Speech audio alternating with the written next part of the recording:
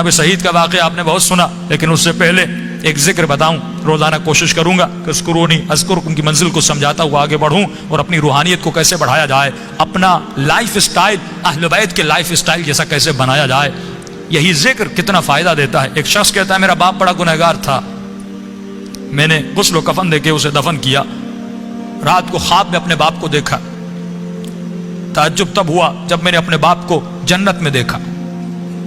میں نے کہا بابا آپ تو بڑے گنہگار تھے، آپ تو بڑے خطاکار تھے، آپ جنت میں کیا کر رہے ہیں؟ اس نے کہا میرے لال 3 دن تک میری قبر میں آگ جل رہی تھی، 3 دن تک مجھ پر فشار قبر عذاب قبر میں مبتلا تھا، لیکن 3 دن کے بعد کچھ قبریں چھوڑ کر ایک نیک خاتون کو دفن کیا گیا، جس کی آنے کے بعد پورے قبرستان میں جن جن پہ عذاب ہو رہا تھا ان پر اللہ کی رحمتیں نازل ہونے لگیں.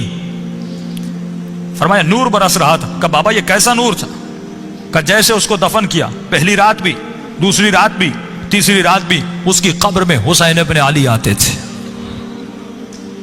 فرمایا جب اس خاتون نے میرے عذاب کو دیکھا، فرمایا اس کے دل میں رحم پیدا ہوا، اور جب امام حسین اس کی قبر میں آئے تو اس نے کہا مولا مجھ پر تو رحمتیں ہیں، لیکن یہ بھی آپ کا چاہنے والا ہے، اس کی قبر میں عذاب ہو رہا ہے، میں چاہتی ہوں میری خاطر آپ اس کی شفاعت کر دیں.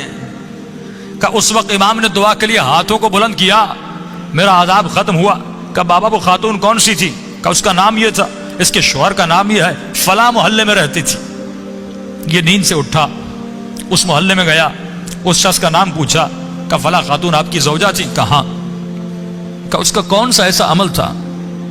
کیا وہ بہت زیادہ نمازی تھی؟ کہ نہیں، صرف واجبات پہ عمل کرتی تھی. کہ بہت زیادہ قرآن پڑھتی تھی؟ کہ نہیں، مختصر قرآن پڑھتی تھی. کہ کوئی ان کا خاص بہت زیادہ ذکر تھا؟ کہ نہیں، ایک عام سی زندگی گزارتی تھی لیکن اخلاق کی اچھی تھی. اس نے کہا اتنا پوچھ کیوں رہے ہو؟ اس نے سارا واقعہ بتایا کہ آپ کی زوجہ کی خاطر میرے باپ کی شفاعت ہو گئی. کوئی تو ایسا عمل ہوگا جس کی وجہ سے امام حسین اس کی قبر میں گئے.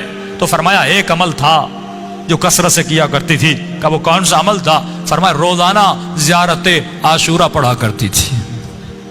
یہ مقام اذکرونی اذکرکم ہے کہ اے ہمارے چاہنے والوں تم ہمیں یاد کرو، ہم تمہیں یاد کریں گے. اللہ کہتا ہے تو 1 قدم ہماری طرف آ، ہم اہل بیت 10 قدم تمہاری طرف آتے ہیں. یہ قدم کردار کے اٹھانے ہیں، یہ قدم رفتار کے اٹھانے ہیں، یہ وہ